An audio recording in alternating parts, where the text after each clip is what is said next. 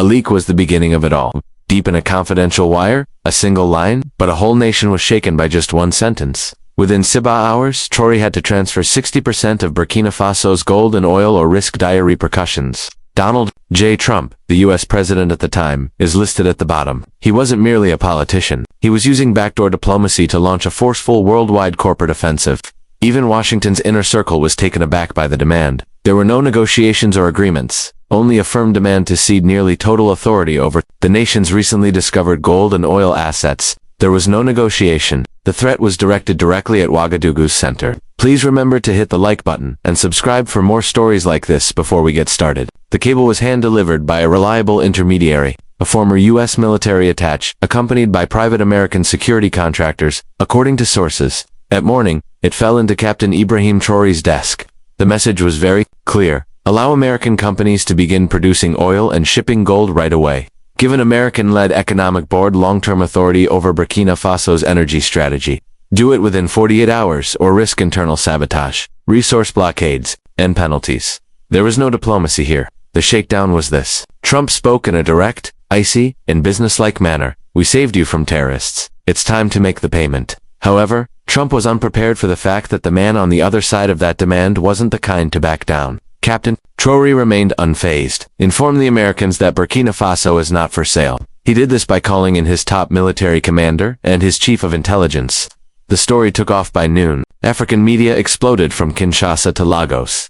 There were headlines everywhere. Traoré is given a deadline. Trump expects resources from Africa. Burkina Faso held its breath as the world began to watch. Traoré, however, was composing his response with steel and strategy rather than pen and paper. You see, buried beneath the arid plains of northern Burkina Faso, something enormous had been kept secret for months. This was actual, not speculation or a rumor. Following Traoré's takeover, a covert geological task group verified vast, untapped oil reserves. Engineers from Russia assisted with the scanning. Drones from Iran flew covertly. The data was locked down by North Korean tech personnel. It was all classified. Up until the first drill began, everything was safe. The satellites then picked it up. U.S. satellites? Satellites from France? The eyes in the sky that never stopped staring. U.S. intelligence reported unusual energy activity in the Sahel within 48 hours. They monitored the influx of equipment from Venezuela and Iran. A new sovereign petroleum corridor was alluded to in encrypted conversations, and soon after, the gold signals also came on. Burkina Faso was already reclaiming its gold mines and expelling international contractors in secret. National military forces were taking the role of French-controlled businesses. The funds were being transferred to a local development fund instead of going to Paris, and Washington knew exactly what this meant. Here was a nation with gold and oil, supported by its own people, army, and vision, but not controlled by Wall Street, answerable to Paris, or pleading with the IMF. That was a template, not merely a show of defiance, and they were terrified by that. They wanted more than simply the oil. Before Mali, Niger, Chad, or Congo had any innovative ideas, they sought to put an end to the concept. At that point, calls began coming in from Exxon, Chevron, and DC. The same concern keeps coming up among power players. How can we stop this before it turns into another Libya, but this time it's owned by Africans? Their response was to send Trump, make the threat. However, the man they choose does not kneel. The communication was not dressed in diplomatic garb when it reached Ouagadougou. It was cloaked in haughtiness, the language of empire masquerading as commerce. It was delivered like a business transaction by Trump's team. But don't be misled. This was extortion, not negotiation. A 7-page memo titled Confidential Strategic Resource Acquisition Framework included the demands, but the information was anything but subdued. For stabilization and infrastructure purposes, U.S. oil majors were to get 60% of Burkina Faso's oil production, and U.S.-approved middlemen were to take control of all significant gold export routes. All new mining contracts and revenue distribution would be supervised by an American advisory committee. In return, promises of military security, collaboration, technology partnerships, and protection from regime change would be made. Yes, you read correctly. Protection from regime change is a covert threat concealed behind polite language. The message is to follow us or perish. Additionally, there is a handwritten remark at the top of the page that reads, Traoré has current hours, written in heavy red ink. This went beyond just economic colonization. It was straight audacious and bare imperialism 2.0. The political establishment back in Washington made an effort to remain calm. They asserted that Trump was acting independently and contrary to official U.S. policy. However, behind closed doors, no one was stopping him because, deep down, Trump was only stating aloud what everyone has been thinking for years. As long as we control what's under the earth, We don't care who rules Africa. However, the message was plain to Captain Ibrahim Traoré, who had already made up his mind. No outside force will control our country's destiny. Traoré was prepared if this was going to be a power play. He was taking over as a leader, a sovereign man speaking for a sovereign nation, not as a puppet. Additionally, Trump simply threatened the incorrect soldier. Traoré did not recoil when the demand arrived in the war room of Burkina Faso. Calmly, he read the letter again. Then he put it down, got to his feet, and asked bluntly, "So that's what they're paying for peace? In a suit and tie? Slavery." He didn't hold off. He didn't think twice. He started a fire. 60% of our future is what they want. They will then receive all of our opposition. He didn't give Paris a call. He didn't make a call to Washington. He summoned the commander of the Special Sovereignty Force, a covert military force established for just such an occasion. Quick orders were given to lock down all oil fields. Gold convoys are subject to double security. Stop all data transfers to overseas contractors. A message was on the way, so prepare for national television. By midday, the whole nation was observing. Blackness crept across the screen. The flash of a live broadcast then appeared. Just Traoré in uniform, with no glitzy production or sophistication. Studio, one hand on a folder labeled confidential, U.S. threat, the other on the Burkina flag. His gaze was piercing, his voice serene. To the people of Burkina Faso, and to our African brothers and sisters, an offer has been made to sell our oil, to sell our gold, to sell our honor in exchange for fear. He stopped. The room held its breath. You have miscalculated us. Those responsible for this disrespect to Mr. Trump and his supporters. Libya is not us. Iraq is not us. Your playground is not us. Your opulence will never be exchanged for our country. We will not submit to your banks or your bullets. We have 48 hours, you said. Our response is as follows. You have 48 hours to abandon your avarice, threats, and haughtiness, and depart from African territory. He got up, gave a salute, and left the screen. No inquiries, no bargains. Don't back down. While Traoré's speech enthralled Africa and sparked applause from Dakar to Dar es Salaam, another storm was subtly building in the background. Panic struck at ExxonMobil and intelligence agencies and oil boardrooms. Calls to D.C. were urgent. Strategy teams rushed to evaluate the damage at Halliburton. Alarms also began to sound at CIA headquarters in Langley. Traoré went public. Instead of folding, that was the issue. What was to stop Mali, Niger, Chad, or Congo from saying no and winning if Burkina Faso could? Thus, the pressure quickly increased. In West Africa, CIA agents began to appear more regularly over Burkina Faso. Gold routes and oil fields. Surveillance drones flew on more precise flight routes. Abrupt smear campaigns on social media accused Traoré of being mentally unfit, unstable, and unpredictable. Additionally, it was stated that private contractors connected to an infamous intelligence company were seen relocating close to the Ghanaian border. Washington's message was unambiguous. This is it. However, Traoré's response, Africa is not yours to purchase, had already reverberated throughout the continent. Destabilization from within was their goal. Major Western media outlets abruptly unified in their messaging. At the same time, they started a new story. Experts warned that Burkina Faso's economic isolation could lead to a humanitarian crisis. They claimed Traoré was bringing his nation to its knees. However, the reverse was taking place inside Burkina Faso. There was an increase in the number of volunteers for oilfield security groups. The opposition in Burkina Faso was not only military, it was also grassroots, cultural, and expanding daily. Students at universities staged teach-ins about resource, fairness, and sovereignty. Soldiers manning the gold mines received supplies and food from women's organizations. Additionally, young people laughed rather than became upset whenever CNN or the BBC aired another popular story. They then published it with the remark, "He must be doing something right if they hate him this much." Captain Ibrahim Traoré realized that the system as a whole, not only Trump, was the true enemy. Africa had been robbed for generations by the international apparatus of banks, oil companies, espionage services, and media conglomerates. And because he dared to achieve the unimaginable, that machine had now turned its whole weight against one man. He meant it when he said no. The political, economic, and digital spheres of Burkina Faso were all under threat. Traoré, however, wasn't by himself.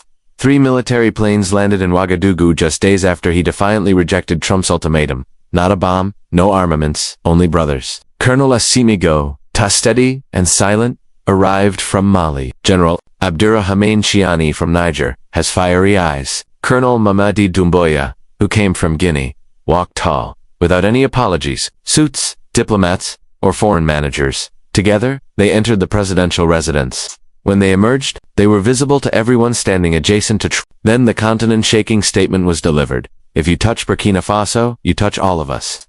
This was a new doctrine, not merely a declaration.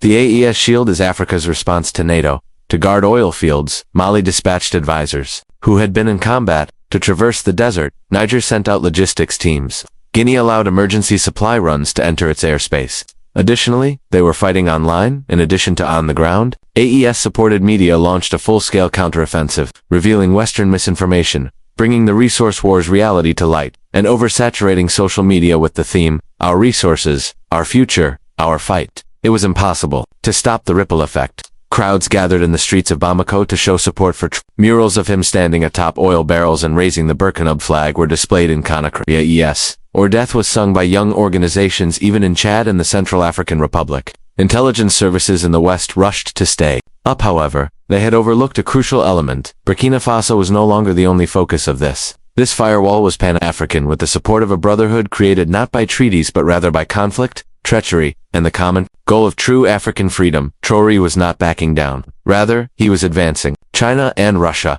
two global heavyweights, were already making their move quietly, methodically, and without apology while Western powers shouted and scurried behind closed doors. They arrived with something far more potent than threats or conceit. They brought technology, support, and a message Captain Traoré would never forget. You are not alone. A low-key Chinese group arrived in Ouagadougou just 72 hours after Trump's proclamation made headlines. No armadas, not a drama. Only engineers, diplomats, and one revolutionary offer. A fully functional oil refinery that was planned and constructed. In 90 days, gold valuation systems that eliminated all Western banks. And, most significantly, a digital trade system that uses China's digital yuan to transact without using the US dollar or the CFA franc. Burkina Faso would control every stage of the value chain, not only its golden oil.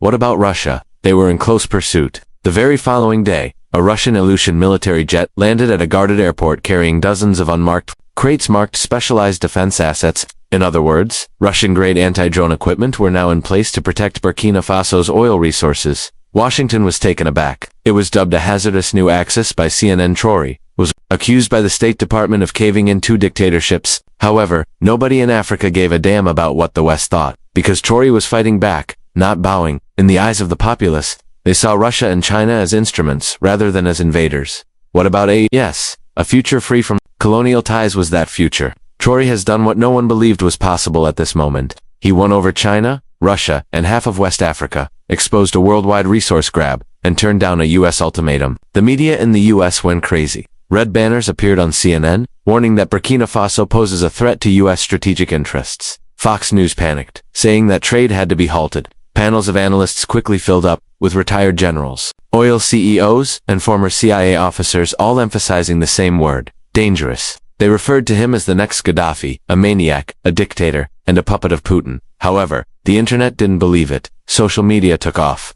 Hashtag LaJoseph, hashtag The Lion, hashtag Africa's not for sale, and hashtag We Are All Burkina were among the trending videos of African creators applauding his defiance flooded Instagram and YouTube. This man told Trump, "Over my dead body," and he survived to speak about it. Black Americans also joined in. That is the essence of leadership. Listen carefully. The young people in Burkina Faso responded with their own claps. They created protest songs by remixing CNN's scare tactics. They were wearing t-shirts that read, "You're doing something right if CNN hates you." Traoré was more than simply a president. He was now a movement, a meme, and a symbol. Time magazine had to pay attention. 2. The man America can't bully. Inside Traoré's African Uprising is their upcoming digital cover. However, celebrity also came with risk.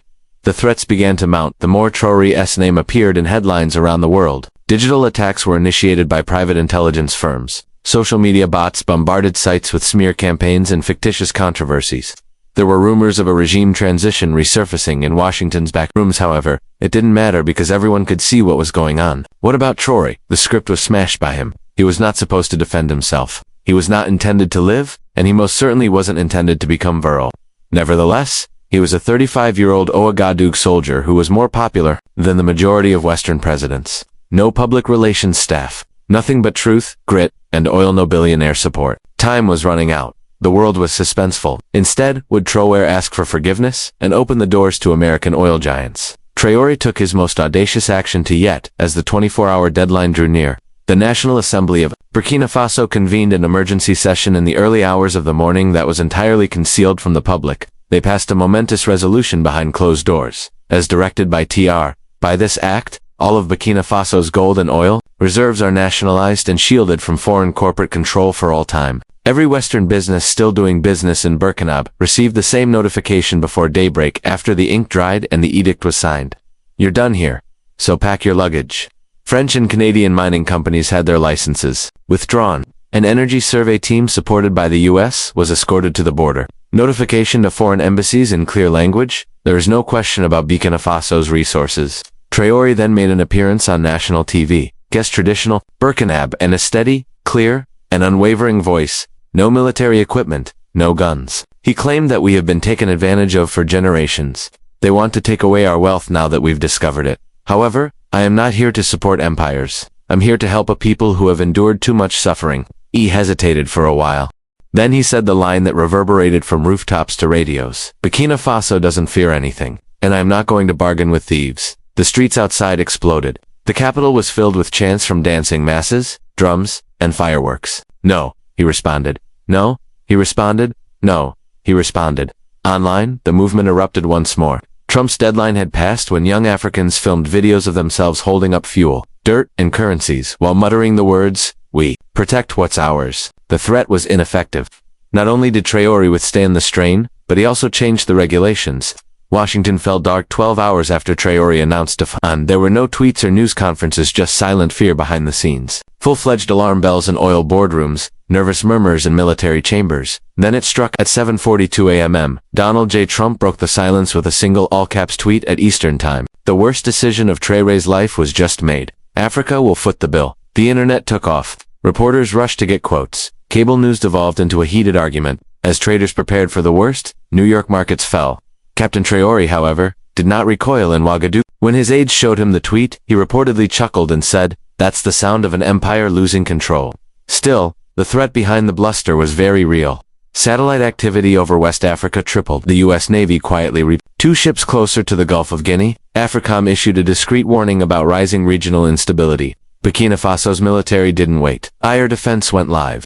Gold transport routes were locked down. Special forces deployed to oil fields and key points around the capital. AES allies responded immediately. Mali sent armored units across the border. Nigeria activated air defense radar to monitor shared skies. Guinea dropped a bombshell.